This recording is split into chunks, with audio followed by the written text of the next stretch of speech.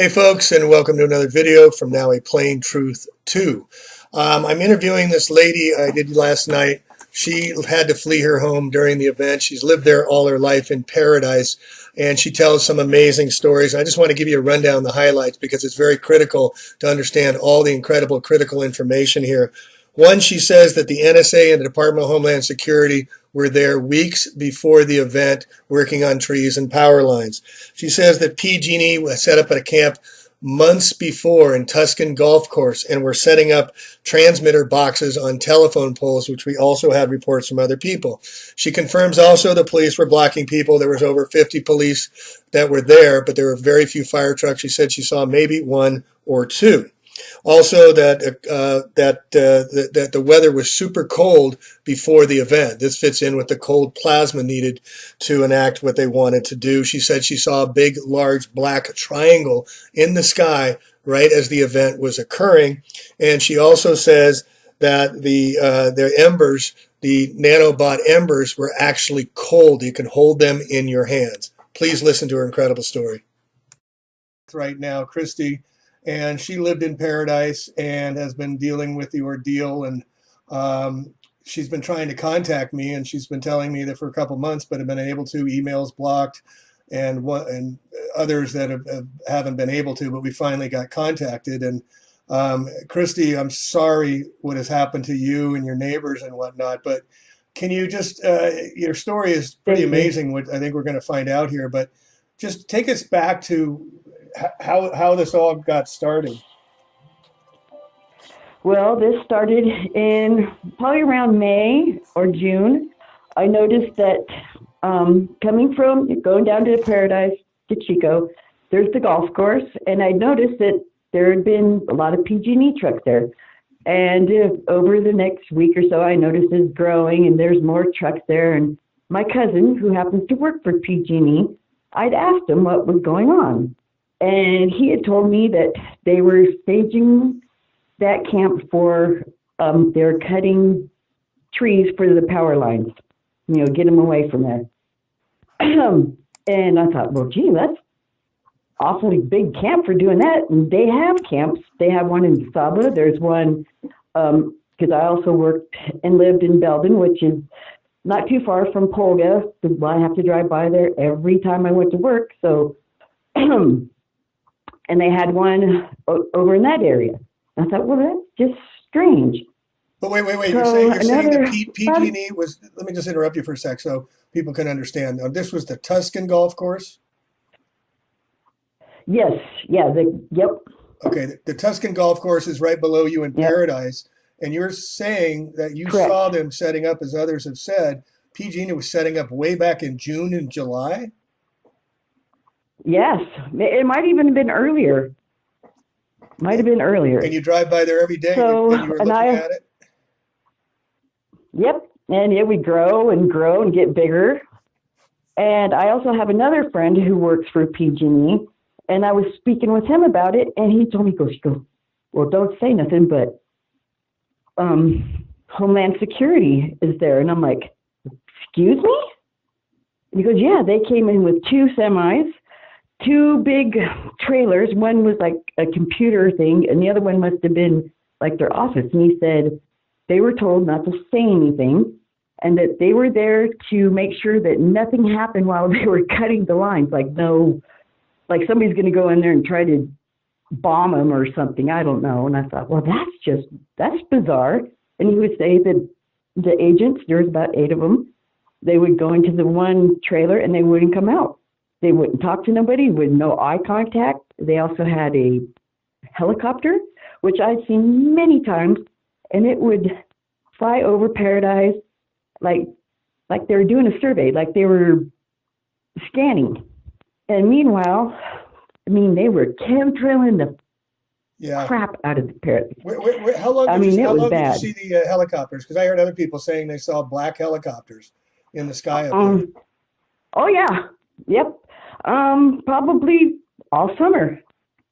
At least once a week I'd see them or hear them, because where I live, I'm like 2 miles from the hospital. So there's the canyon. I've seen coming up that canyon, coming over the house, going up towards DeSabla, Paradise Pines, at least once a week. At least. And they would fly low. And they had some kind of, there was something underneath the helicopter, which made me think they were like taking pictures or just something. It was weird. So... And then and I thought, well, how come nobody's saying anything? Your cousin said he saw the told me two the black same thing. semis with self-contained trailers that pulled into the with three black SUVs, and he said 8 agents were there coming out of it. And they were there at the golf course. That's where they were set up. And later on, I also found out, because my cousin would work for, up the canyon, which he'd work at Rock Creek. There's a Caribou powerhouse, which is right there in Belden. He'd work at that one. He'd also told me that Homeland Security had checked up there. And I thought, well, why are they doing this? Why do they need to be there? Who's going to blow up power lines or whatever, No, he worked maintenance on power lines. He knows power lines. He was working up there near Polga on the power lines and cutting back trees. So he was very familiar with the work, right? Yes, very, very familiar. The PG&E personally was not cutting down trees. They had a secondary company who came in and did all that, but PG&E would be there. So I thought, well, that's just weird. And then he was told that they weren't supposed to say anything. Nobody needs to know that they're here, blah, blah, blah, blah. Just ignore them. Don't pay no attention. The whole thing was weird. And I had told my friend, because I'm like, something's going to happen. Something weird. And sure shit, here comes the fire, which that morning there was no wind. My daughter and I went out about 7 o'clock in the morning and seen the smoke. And we were like, well, that's a weird looking cloud. She went to work. I went back in the house and I came out. It was probably about 45 minutes later, because it sounded like it was raining. And I went out and I'm like, what the hell? Pitch dark. And there's this ash and it's falling. It was cold. It was not hot. And I'm like, well, that's weird, because you would think ash from a fire like that would be hot. But it was cold. It was like it'd been in the refrigerator. Let's go back to before the event. Did you get any notification from PG&E that the power was going to be shut off? No. We did the night before, but that morning, no, I was waiting for it because we're like, what the smurf is going on here? We could hear loud bangs going off. We could hear it sounded like, can't really, like electrical going on. And yeah, no warning. I went back to the TV and there was nothing. And this is almost 9 o'clock. So it started at 6:30 and 8:30. People were starting to wake up to the fact that Paradise was being, was being attacked. Yeah. And that there's no news. We heard the dispatcher of Paradise police dispatcher telling people to stay in place, don't leave. I know, and I can't believe that because that's criminal. I can't even believe that. When I left the house at a little after 9, our power was still on. It hadn't even been turned off, which I thought was bizarre. Because I live on south of Sawmill in between Elliott and Billy. Mm-hmm. When we left, we came down Sawmill. We turned on Nunley where Stratton's Market is.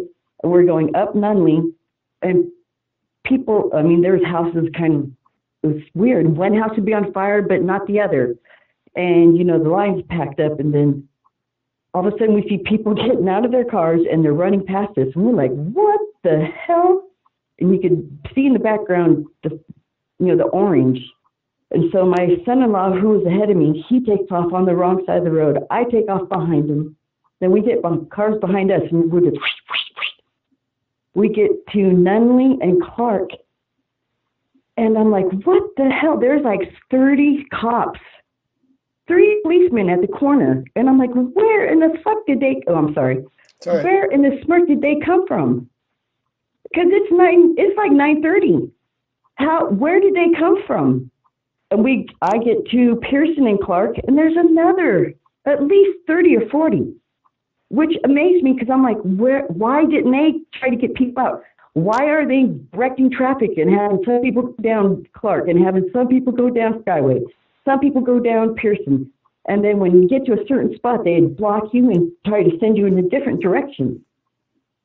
It was bizarre. It was, and wasn't everybody in one lane? I mean, like you actually took initiative and went yes. in the opposite lane. But what we see is time after time, and with the tow truck driver who went in there right after, he didn't notice any of the highway patrols. We found out they're come as far as Yuba City and other places. But why were the cars all lined up? Why was everybody? They were just being directed by the police, you think? Apparently that's how I'm understanding it, because when we took off and when I see my son-in-law, and I'm like, good son-in-law, get in the other lane and like, fuck this shit, you know, and take off. And when we got to the top of at Lumley and Clark, all these cops, and then they're directing you, oh no, because on Lumley, if you go forward or straight, you go past the senior center and there's past the cemetery, and you can come up on the top part of Pearson.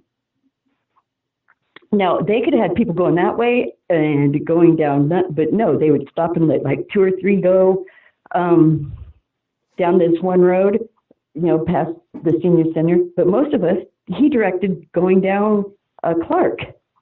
And then when we got to Clark and Pearson, they were directing people. Some people went down Clark, some people went down Pearson. And we got separated, and I was freaking out because I had no cell phone at the time. And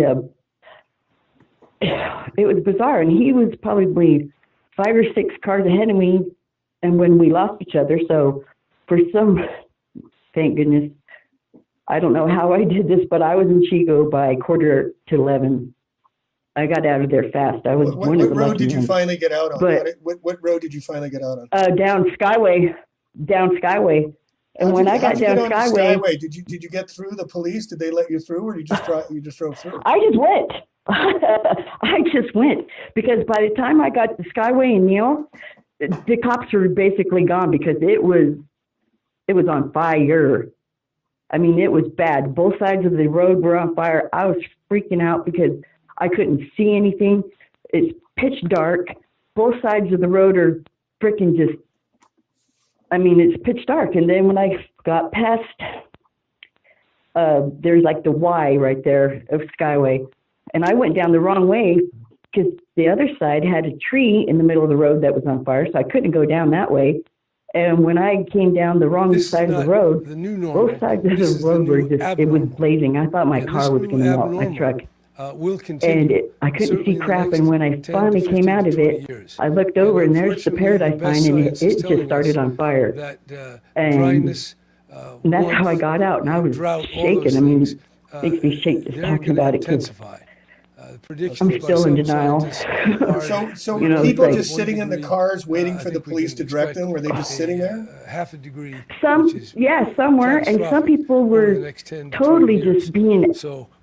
I mean, I understand we're all under stress and stuff, but some people were just being asses. Like if you try to go around on the wrong side of the road to get the hell out of there, some people would stop and try to block you. No, like, you're not getting ahead of me. Well, dumbass, try to go down the road with me. Let's get out of here.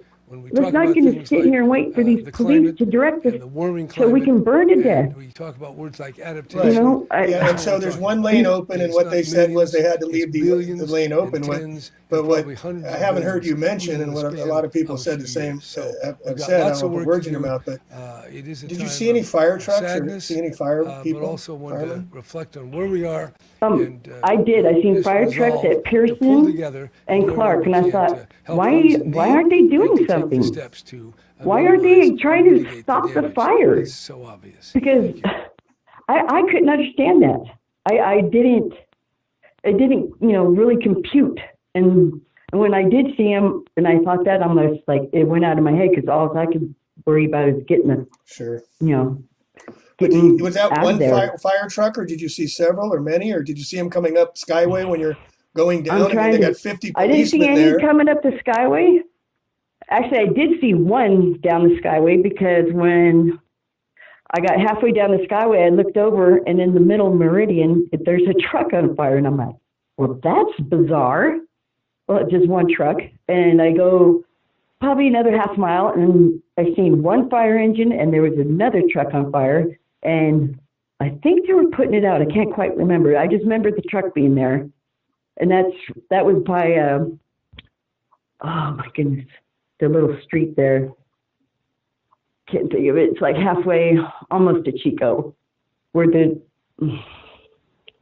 I can't think of the name of the street, but that was the only two fire engines I seen. So 2 fire engines, starts at 6:30, 2 fire engines by 9 o'clock or so, and you're going down, escaping Yep. out on this on the opposite lane road, and they got 50 cops, 50 police already Oh, at there least. in place. What is up with that? How can they have police there? Yeah, and but I they thought, can't have I don't know. engines. And I couldn't figure that out. And I'm thinking, where in the hell are all their cars? Where did they park? Because they had to get bust in there because there's nowhere for them. Then I found out there was. That many at least at Elliott. My daughter. Because my daughter's friend was up past us, and she said the same thing. There was like 30 or 40 cops there, and I'm like, what the Smurf? That's like 100 extra cops. And where did they come from? And how the hell did they know that we had a fire? If our own police or 911 said, "Oh no, the fire's far away. Don't worry about it." Good point. None of it made sense. None of it made sense. Until you get into the conspiracy side of it. So then you get Oh down. yeah, I'm so into. Oh yeah, I'm so. So then you get down to Chico, and you found your son. You located him. Oh no, I was the first one there, which shocked me because my daughter was ahead of me, and my son-in-law, and thank God my daughter that morning had my granddaughter with her. I would have lost her because she's a home health nurse, and there's 2 elderly people who are not on that list as we speak today, are not on that list that we know did not make it because they wouldn't get in the car with her. They wouldn't do it, and then they call her like 20 minutes after she left, saying, "Can you come back and get us?" Because the fire was there, and she couldn't. And you're saying that what list are you talking about? You're saying the list.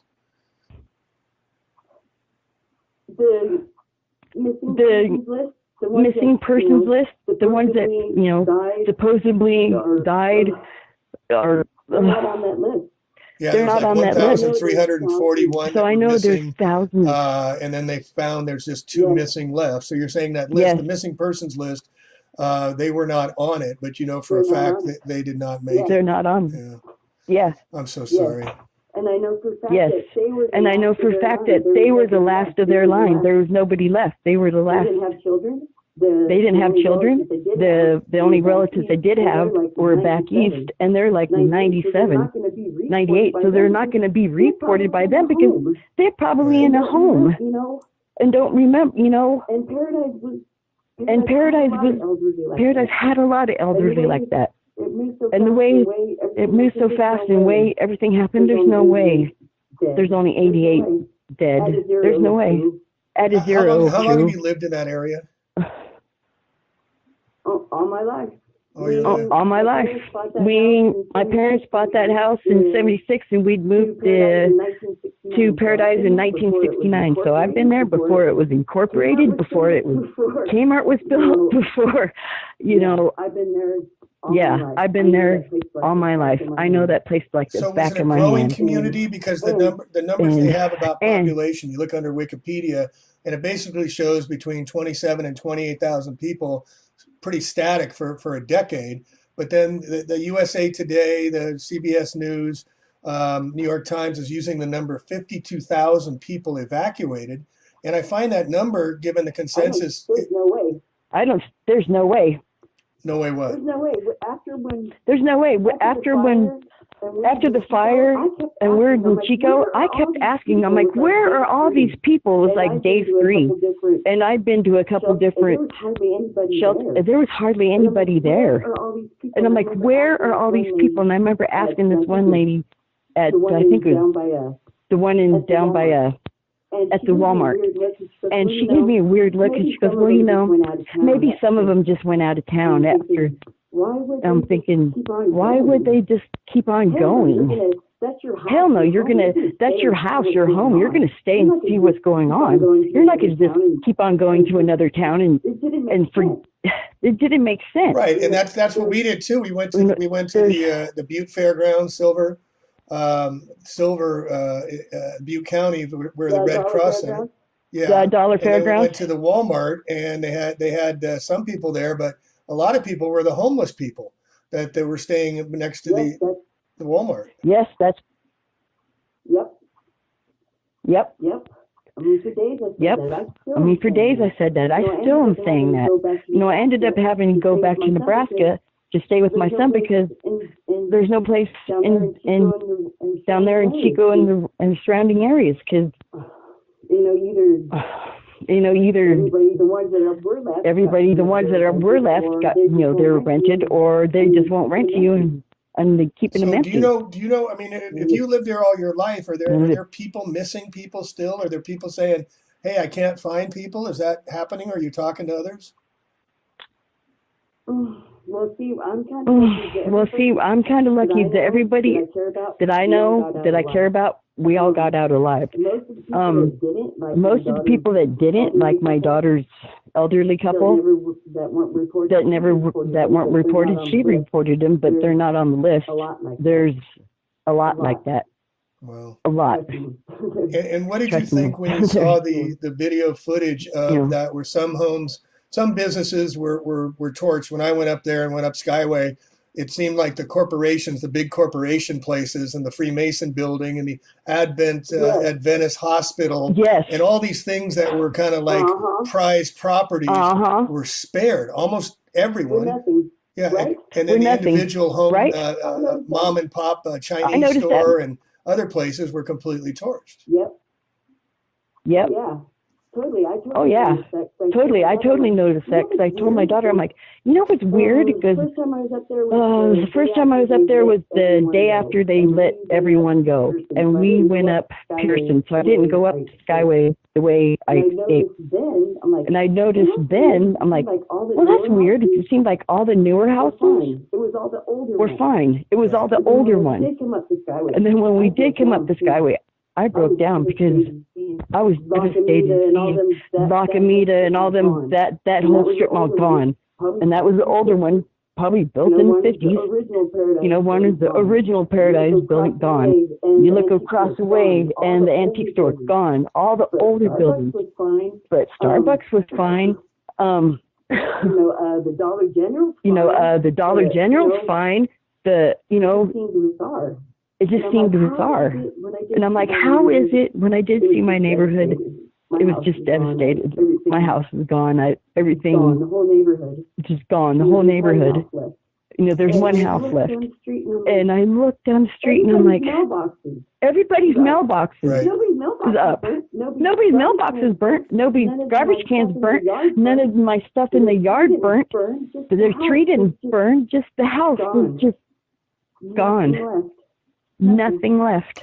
So Nothing. When you went back Just in there, were devastated. you escorted in, or were they opened it up to people that lived there that could go back in there? When I went by there, they were giving little markers on your car. If you got a tag, you could go in. No, it was a month after Right. the fire. And it was when they said all residents were allowed to go back. It's when we went back. Before they wouldn't let us in. Before they wouldn't let us in. There was no way. Which I found bizarre. They just went in, which I found bizarre. And I'm like, why? Why is that? Because you trying to hide the bodies? Because my friend Greg is the one. That put that first video up. I knew those people that were burnt in that car.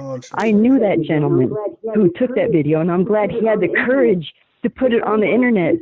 Because otherwise, we probably wouldn't know about this totally downplay or they it would more. totally Yeah, for those downplay it more. listening, what she's referring to is a video during the event where her person she knows filmed a clear as day a skeleton in the passenger seat, and he knew the members of the people in the Yeah. cars there that were Yeah. completely torched, and there were skeletons. And that's what I've been saying is they took a month. It was all National Guard. There was all militarized police. The tow truck driver didn't know any of the police there when he went in, and he works with the CHP all the time.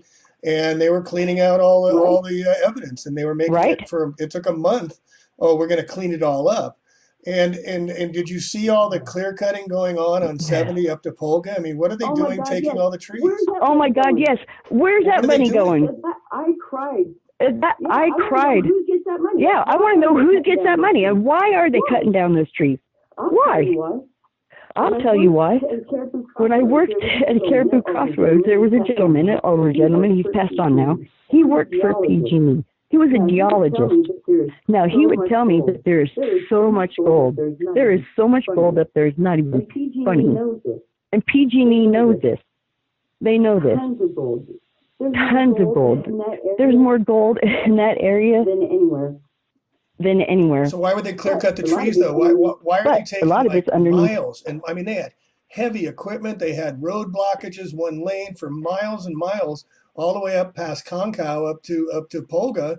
I mean, I've taken that a couple times, and it's 50 feet back. I mean, good trees, bad trees, and then you saw up in Pence, they're cutting all the trees down there. I mean, what's their Because priority?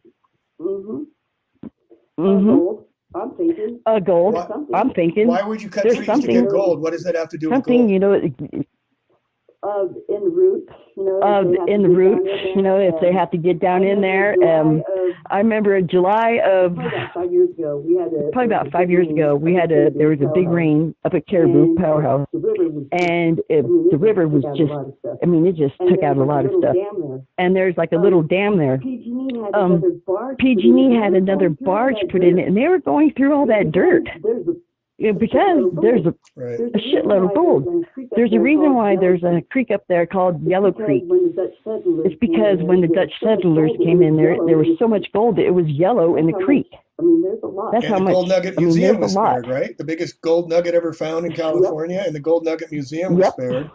And then all the tree cutting, though. I mean, they're just making bank on all these trees that weren't damaged at all, just about 20 feet up on the Yeah, they are. bark.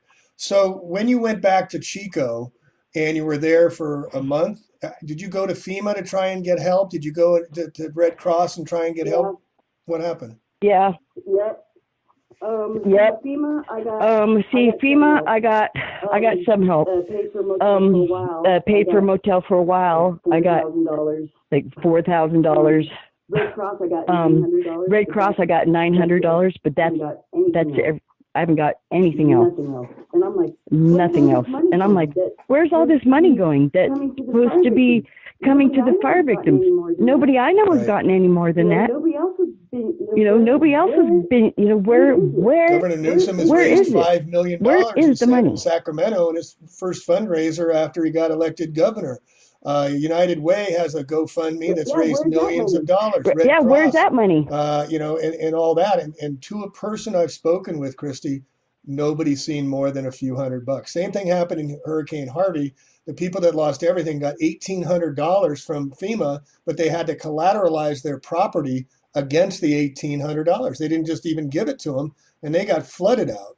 So when you didn't get Right. it, did you go back again and Right. try and get more money, and they denied you, or you just what happened? Yeah, but you just get.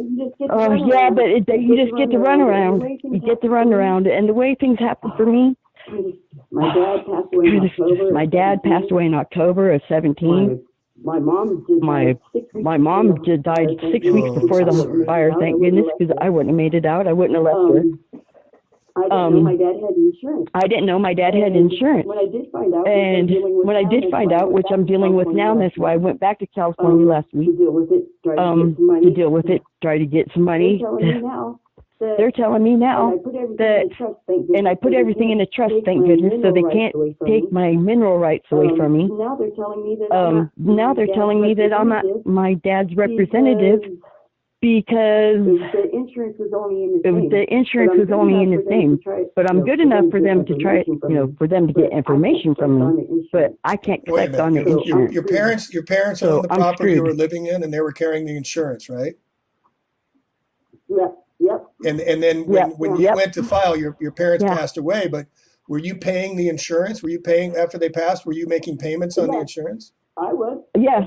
So I was. why aren't you covered then if you Yep. were making payments and you're under Yeah. under their title? Because it was. Because it was in my father's name. My name wasn't on it. That's bullshit. And I'm like, that's bullshit. I can pay the back insurance, I can't. but I can't Get what's coming. I can't get what's coming to me. Under my dad's insurance, because my name's not on it, and I lived there. I What took about care the of them. payments you made in your That name? was my I mean, family the payments to home. the insurance company in your name should validate that. No, unfortunately. No, unfortunately, it was still in my dad's name. Oh, I gotcha. just paid Unknowing it. if I'd have known. Unknowing if I'd have known. Yeah. Which just So, infuriates me. 'cause which I'm like, just infuriates me because I'm like, this is bullshit. So now once again, I'm going to get screwed. Everything I owned was there. My daughter lived with me. She helped me take care of my mother. That was my home. How was is my your parents' How is your home. daughter deal? And how's your they're daughter gonna dealing burn with us this, out? Christy? Not very well. Not very well. Not good at all. She has it's traumatizing. She had to listen to those people call her, and then she couldn't help them, and they burned to death. And then, that's devastating. It hurts me because it hurts. I wish I should get a hold of her because she's got tapes of the conversations of them trying to get out because it was hell. She was worried about me. I'm worried about them. I get down to Chica before they were, and they were ahead of me. They were ahead of me. For some reason, I went down the Skyway, but they turned my son-in-law down Neil, and then he tried to get out through the Wayland, and they blocked him there, and he turned around and went back down Neil. And then my daughter was stuck on Clark. It was hell. And then they couldn't even come through. There's a shortcut. They wouldn't let him through. They made him go all the way around, which is bullshit. What? It was crazy. And it was crazy. And while I'm waiting to hear from him, right at the corner of the Skyway and it's near Park Avenue, it's where the Costco is. All of a sudden, we hear the sound, and a truck blows up, starts on fire in the middle of the road. For no apparent reason. Which was bizarre. So the truck was stationary? Was it stationary? What the hell? Yeah. No, it was sitting. Yeah. Nope, it was sitting at the light, and it started on Do you fire. think there was somebody in there? Just out of the blue. I don't know. I don't know. I'm hoping not, because this was in Chico. But I thought, well, why in the hell would a truck just start on fire? It was the same thing when I came down the Skyway and when I seen the two trucks on fire. I thought, weird. Well, that's weird. It was just weird. Right. It was just weird. I understand all the Paradise is on fire, but this is on the Skyway heading out of This was town. in Chico, Why are you there saw a two truck trucks catch on fire? Yes. Yes. What time was this about? Yep. It was about 4:30 in the It afternoon. was about 4:30 in the afternoon. And then, Yeah. and Yeah. Yeah, and it just is. Did you watch the video or that I put together today about the city council of Paradise, the inept, impotent city council telling people that they can't do anything? And that pissed. Yeah, and that pisses me off. Yeah, and that pisses me off because if I'd have known that if I'd have known that meeting was going to happen, I asked. I had called up there and said, "Hey, is there any going to be town meeting?" Oh no, we're not going to have any. When I seen your video, and I'm like, so when I seen your video, and I'm like, what the hell? What the hell? So they're not telling people they're having city council meetings? They're purposely keeping that stuff in the dark? So people can't go? So people can't go? There should have been a lot more people there. There was nothing. Well, if 52,000 from what I could see on your video, if 52,000, their number 52,000 people got up and got out. And now we're almost at the 3-month anniversary. And these people for a month were not allowed back to see if they had a home left, like you were. And then now we're talking almost 3 months later, they finally hold a city council meeting in Paradise to talk about when people can move back in or get back to their properties or put an RV even on the property. The only thing they were talking about was what they could do about mitigating, cleaning up the property. That's what they kept the whole meeting to. And if there was 52,000 people, wouldn't you think at least 10,000 people would show up? I mean, it doesn't make any sense. Thank you. Thank you. Do the math. Even if 1% of that 52,000 people that's 5,200 didn't, that's 5,200 people. Even a 0.5% of that. Even a 0.5% of that. And I would say that from the video, Where- I could see where are maybe they? at most There's maybe no a couple way. hundred people were in this. They had to go outside the main room there, the session room, and sit in the hallways because there was an overflow. But there was no more than 200 people there. I mean, again, it just doesn't make any sense, Right? because the numbers don't add up, and then we still can't Right. find out. I would like anybody listening, please contact these agencies, these newspapers. Where did they get the number 52,000? Where did that number come from? We still don't know. I don't know. I don't know. I don't know. Because I don't know either, because I didn't think there was 52,000 people up in that area. Well, Honestly, I was like, wow. Honestly, I was like, wow, that's, It could be. you know, Paradise it could be because Paradise has grown, you know, Paradise Pines, it has grown. In the That's, you know, 50-something years I've been in up the there, 50-something years I've been up there, well, no, 40, about 47 years I've been up there, I've seen that town years grow. I've been up there, I've seen that town It grow. could be in the outlying areas. So, I mean, there could be in the outlying that's the areas. thing is, to get to that And let's number, I was say trying to, out I of went that on 50 census.gov and put in Paradise, and then I added the unincorporated and incorporated areas, including Magalia, Concow, Fleetown. I mean, I included as many areas as I could to get up to that number 52,000, but Magalia wasn't torched to the ground. I mean, Concow was, but there wasn't that many. But No, it wasn't. where do you get the number? No, it I mean, wasn't. how did they get to this number? I mean, where did they come up with that? I don't know. Out of their butt. I don't know, out of their butt. Honestly, I I'm don't glad you still got your sense Honestly, of I don't. humor. So Christy, back to this NSA and PG&E. When you went back up there, did you go up Skyway? Did you see that encampment? How massive that thing was? And, oh my God. Yeah, and oh my Yes, God. At nighttime you can see Yes, it. at nighttime you can see it. It just glows. It's like 3 football glows. games going on. You can see from You know?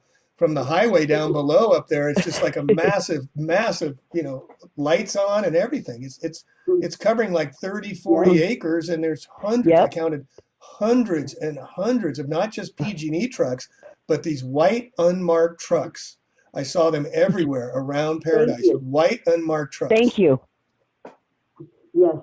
Now there's Yes. kind of a Now, backstory there's to all this. When kind of I a lived in backstory to Belgium, all this. When I lived in Belden, which was about 2009, about 2016, right before I moved back home, I would see weird stuff. Black I mean, trucks like, going by, black trucks going by, stuff in the sky. stuff in the sky. It was bizarre. It was bizarre.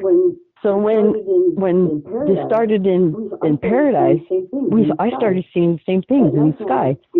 At nighttime, it would be like a big shadow, huge, like a huge triangle. It would block out the stars, and the day before they would be chemtrailing to hell. I mean, it was bizarre. It was bizarre.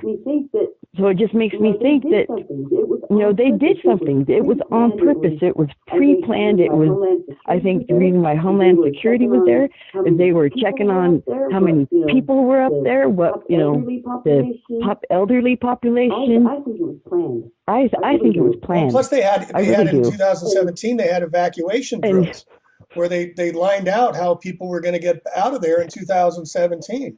I mean, so they had the routes all planned out. They had been planning for a major evacuation, and then what a lot of people told me that lived in Paradise was, oh, we've heard it all before to evacuate, and it never was a big deal, and that's why we stayed, because nobody was telling us to get out, and we've seen the fires before. And Yep.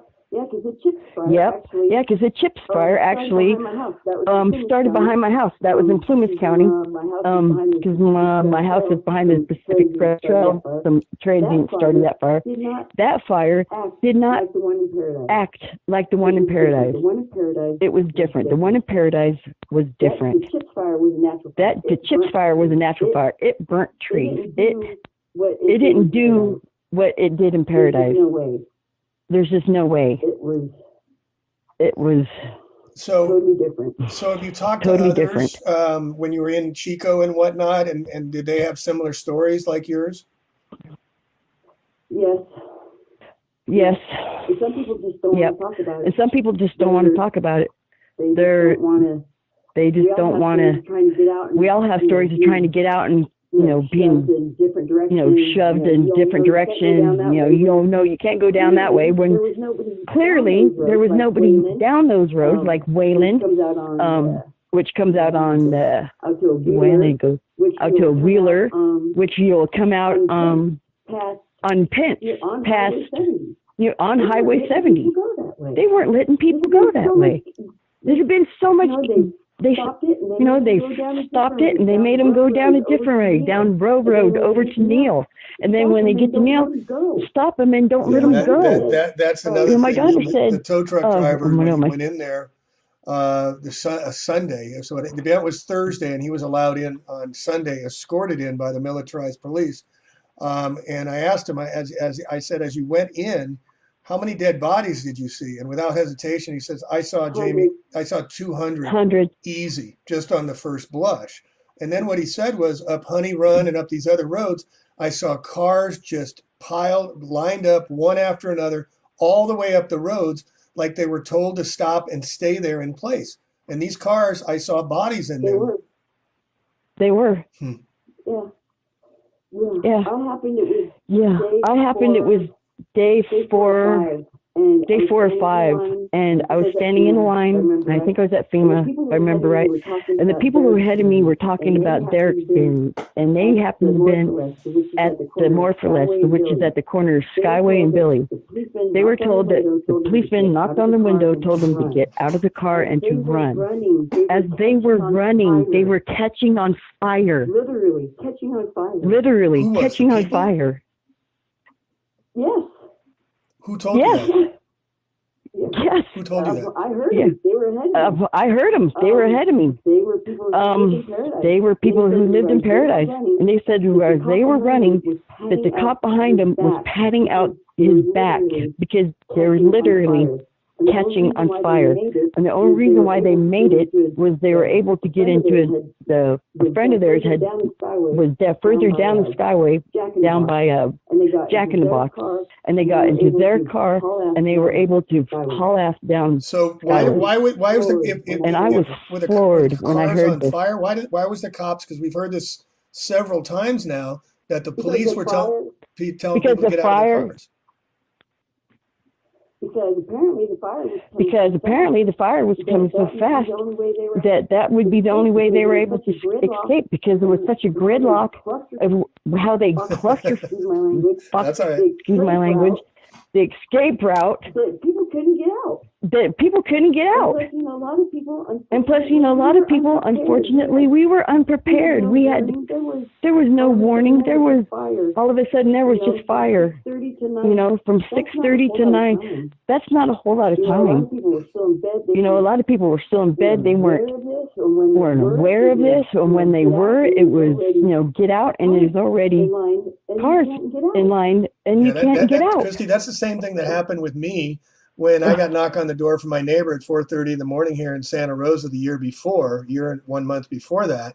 And I got out and he said, they're doing mandatory evacuations. And I went and surveyed the hills around us, and I could see the orange, like you're talking about. I didn't see flames. I didn't see trees just burning up like I grew up around forest fires. I know what they look like.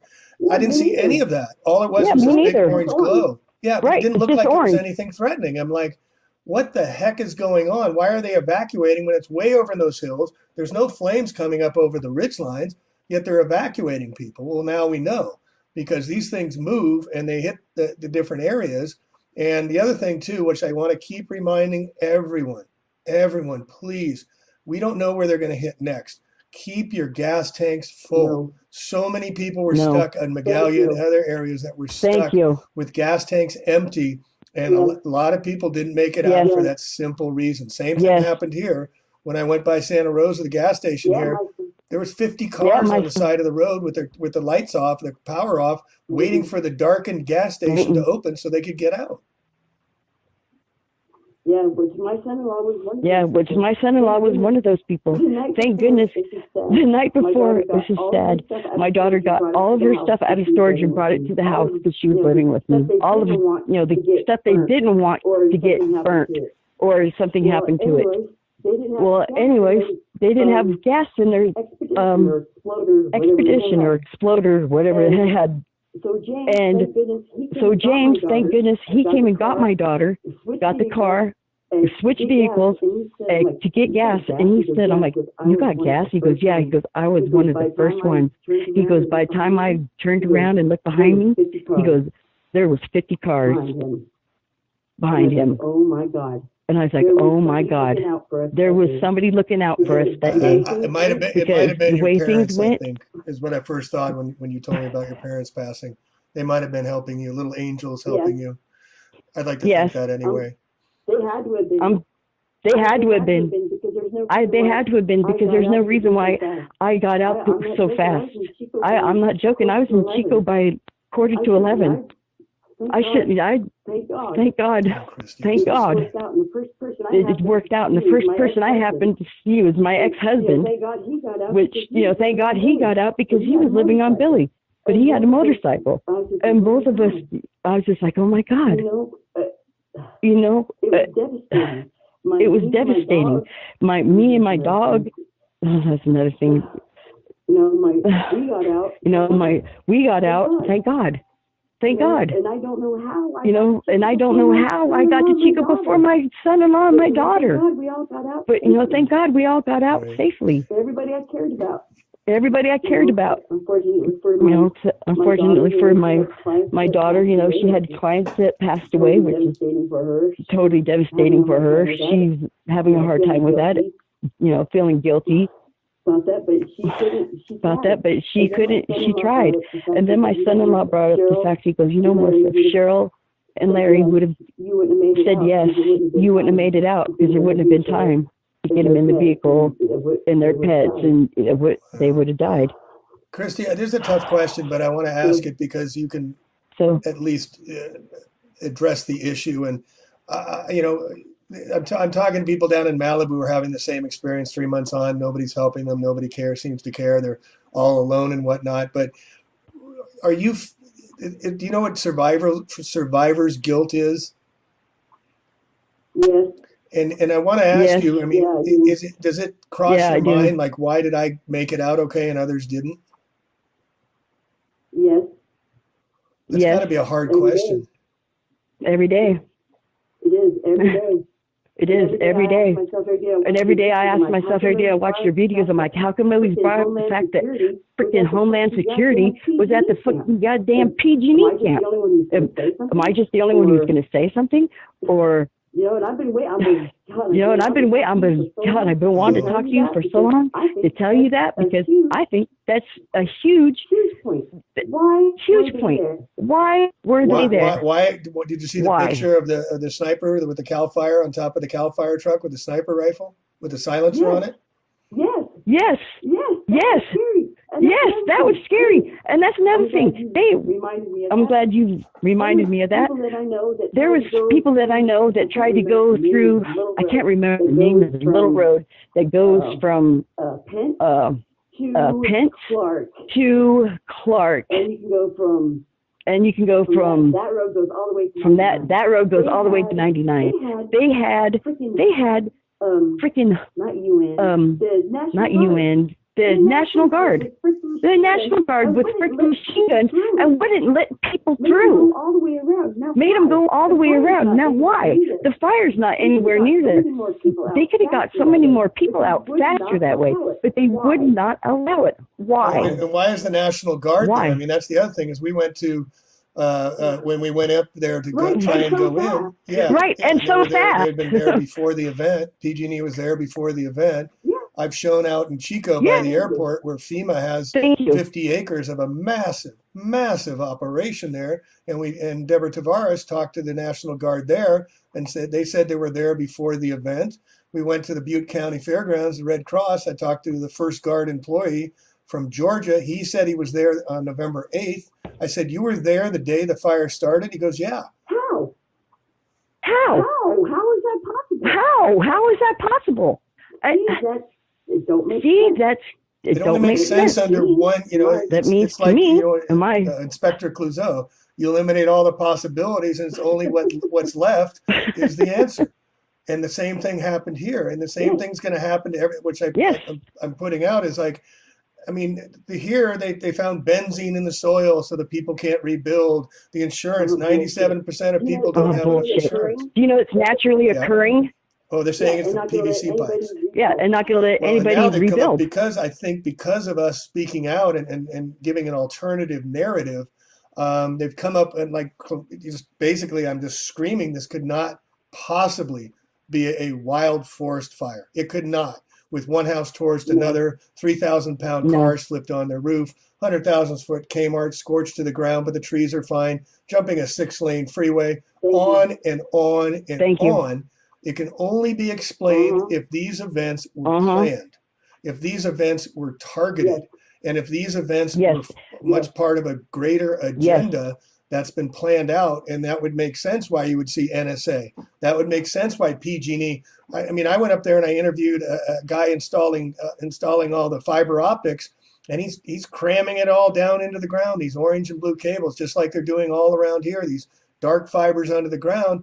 And he says, yeah, we got all these fiber cables we're putting in here, and we've also got them. I said, look it up on the poles. Did you put those up there? Oh, yeah, we put a bunch of fiber cables up on the poles here, too. And I said, so why do you need fiber optics under the ground, and why do you need so much under the telephone poles? And he went, it was a new question for him. He never thought about it. He goes, well, really, I don't know. There's no reason why the first thing their agenda was, the very first two things to do was to bring in all this massive fiber optics cable to install and then clear cut, I'm going to use your language, the fuck out of these trees everywhere, these ponderosa pines, which are just mint money for people that can harvest these for lumber and whatnot. And that they're not doing anything to rebuild the town. They're not doing anything to help the people. There's no money from FEMA or any of these funds being raised from Red Cross or United Way or Governor Newsom and all this money, like the goodwill people think, oh, well, people are getting help. No one is getting help. We're not.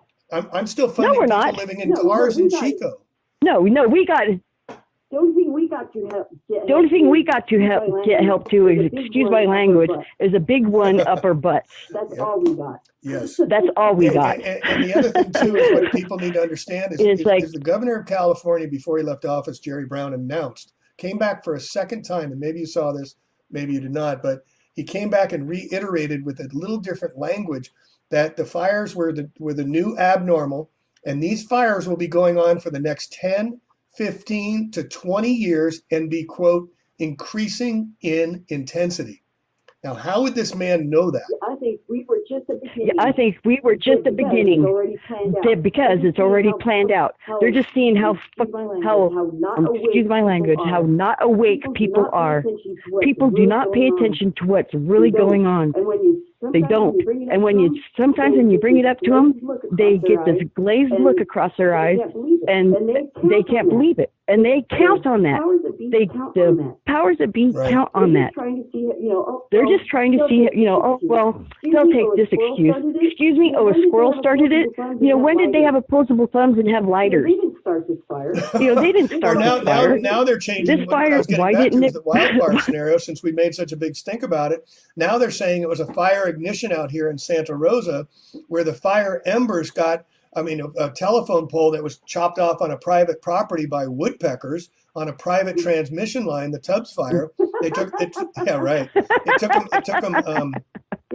15 months to come up with this explanation that it was the fire ignition theory, that these embers got so hot, they got in through the ventilation systems, and they torched the houses once the embers came inside the house, And that's what caused the granite to melt, the stone to melt, the Yeah. porcelain to melt, the Yeah. cars to flip on their roofs. It's the fire ignition theory. They're coming up with a whole new storyline going on. And I'm like, we have two senior fire captains that have been fire captains for 20 years spoke out on record saying it doesn't make any sense to us. The only thing that can be explained is directed energy weapons. Yet I cannot find it. Yes. I try and Yes, engage because firemen. Yes. Yeah. Yes, because those embers, Embers my ass, unless they're programmable embers. They're Right. The the embers, technology, right? which I reported on, that these embers, like, and now when you said that about people's catching fire as they're going down the streets. They were ice cold, Jamie. They were ice cold. Were ice cold. Those embers were ice cold. They were hitting my house. I thought it started raining. And when I went outside, my daughter has a picture of one. I'll have to have her email it to you. But she has it in her hands. It's the size of her palm. It is ice cold. Wait, she's holding an ember in her hand. She's holding an ember Ice in her cold. hand. How does that happen? Yeah. Yeah. Yeah. Ice cold. Yeah, and it's ice cold. Ice cold. I picked one up. And They were ice cold. I picked one up and handed it to my neighbor, and I said, Phil, and he's like, wow, that's weird. I'm like, yeah. Why are they cold? They shouldn't be cold. They should be Wow. warm. This Or is hot. before They were before ice you cold. left Paradise and got out of there and bugged out. Yes. Yep. You Yes. In my driveway. and In you my talked driveway. about the weather. And this is another event that goes dovetails with the gentleman I interviewed who has knowledge about No this. wind. Yeah, Well, no, he was talking no about having wind. to have a field of plasma being at a certain cold plasma. So the nanobots, the nano ember bots, the self-replicating nanobots, that this is our theory that this is what they use to torch these homes. They have to operate in a cold plasma field. So operating I in believe it. colder temperatures, and now you're adding critical information to this that these can be That held makes in your sense. hand.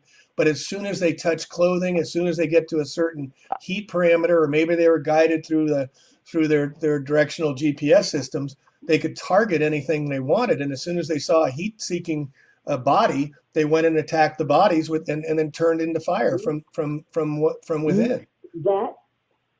That, and I think also the PG&E, the meters, they're faulty. I think those have a lot to do with it.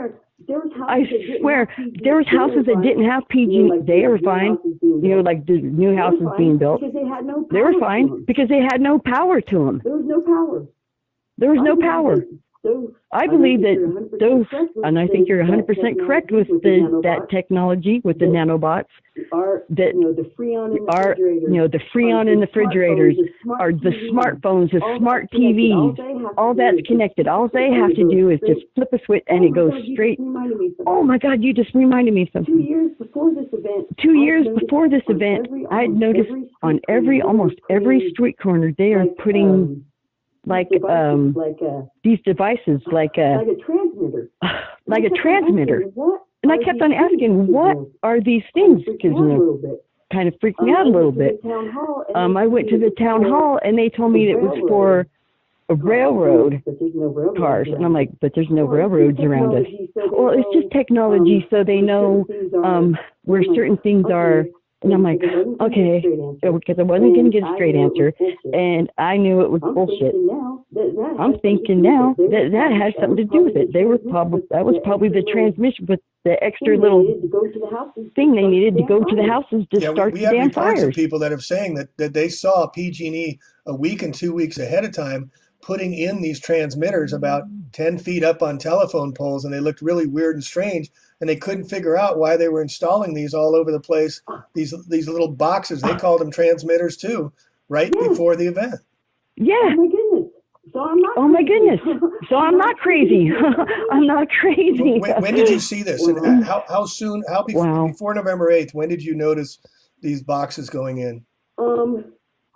About 2 years before that. About 2 years before that, because I worked in, I had my cabin in Belden, and I would come to town early in the morning, and I'd notice, they weren't on every street corner then, but they got to be where they were on every single freaking street sign. Oh no, my phone's gonna die. Oh no, my phone's It's gonna die. okay. And then And they just progressively over, about 2 years. yeah, they were about 2 installing years. these. Yeah, that makes sense. Christy, what are you doing now? I mean, what are your thoughts? What are your plans? What are you thinking? Well, I'm just thinking Well, I'm mad and I want to. I'm just thinking I'm mad and I want to get I want to get this information out there, and I don't want this to happen to somebody I else. want people to wake up. And I want people to wake up and realize that there are, you might not want to face the fact, but it's a fact. We are being attacked. We are not, the government does not want what's best for us. They're just taking what they want and screwing us and lie to us in our face and then expect us to take their stupid answers. I want people to wake up. We need to fight back somehow. It always starts with education. I don't know how, but there's something needs to be done. Education, information, education, and understanding what the opposition is doing before you can make plans. And this is why I've been reporting on this, is so we can gather what is happening, because we're still trying to get our arms around and head around what is happening. And this wasn't just Santa Rosa. This wasn't just Paradise, but we hit Malibu, Santa Barbara twice, Redding, Lake County, Mendocino Complex fires. I mean, they're torching the crap out of California, flooding all these other areas. But I mean, it's all rural areas. And it's all rural areas. So they can take so they can take the wood, so they can do, take your mineral rights. And if they don't believe us because we're in a rural area, so if you start talking about these things, you're a conspiracy theorist. You must be, you're crazy. You don't know what the hell you're talking about. More and more. Well, no, it may sound crazy, but that doesn't mean it's not true. Yeah, no, we have to keep speaking out. Right? Yeah. It doesn't mean it's not. More self-evident as this continues on, and we're just setting the table for others to come and just learn for themselves. And your information is highly critical to this narrative, Christy. And I really, really thank you, because you've added some very, very important information to this narrative. And my heart goes out to you. And I knew that because I could not get a hold of you. I'm so sorry. I could not get a hold of you. And I'd love to keep in touch with you. And if there's things we can do for you and your family, will you please let us know? I will. And stay strong, man, because we need all hands on deck. We need people to keep speaking out, especially the people that have been victims and victimized by these attacks in this country, by these cowards. These cowards that hide in the dark. These cowards that won't identify themselves. These cowards that will not speak out and say, we're your enemy. They have to operate in their little technologies and their little back rooms while they know they're committing mass genocide. Not just in other countries now, folks. It's coming home to roost. So it's time to wake the fuck up. We are the new. He was named Russell, the Indian activist. He said, we are the new American Indians. They are targeting us with their shots, with, all this crap. They're poisoning us. They're killing us. They don't care.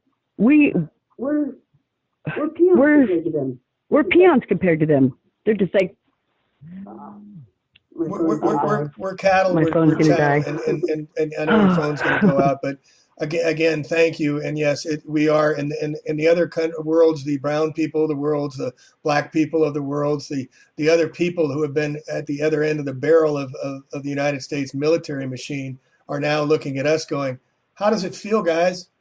How does it feel when no one listens to you? How does it feel when they bomb and take out your families and there's no one to report it to and no one cares?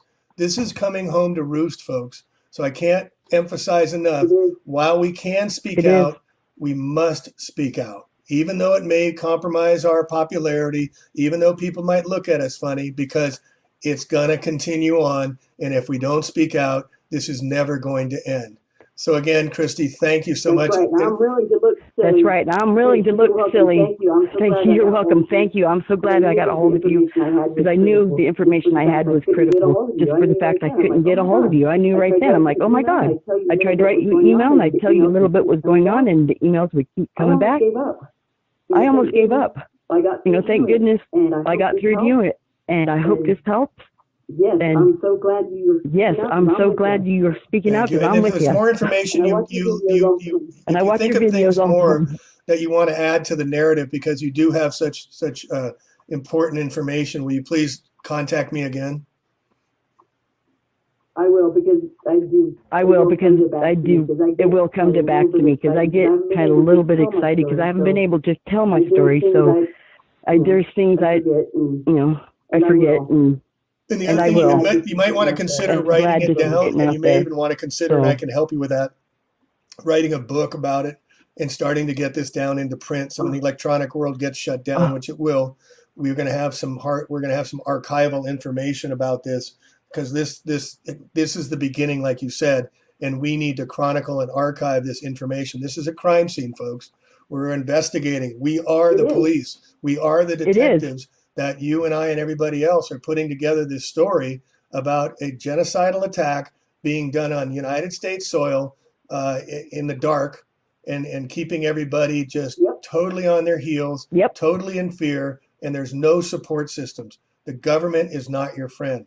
The people you think that you vote for, they have no interest. Oh, hell no. Why did Donald Trump come to Paradise when he didn't come to Santa Rosa or to Mendocino? Why did he come? Thank you. Because Paradise was written about Thank you. a very long time ago by a guy named John Milton back in the 1600s, talking about the Adam and Eve story. I mean, it's my understanding right now that this was a takeover planned a very long time ago to make Paradise their new home, and no one will be moving back in.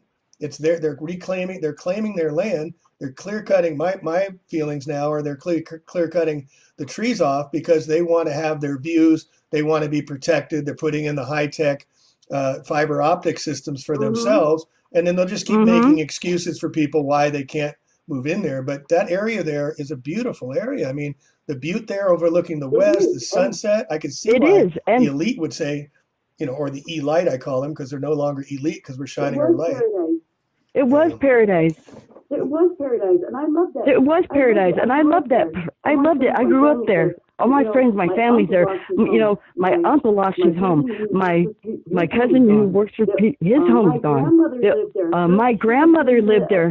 She lived in the Atria, on Pence by the church. It's gone. She's out of there. My cousin lives on. My other cousin lives on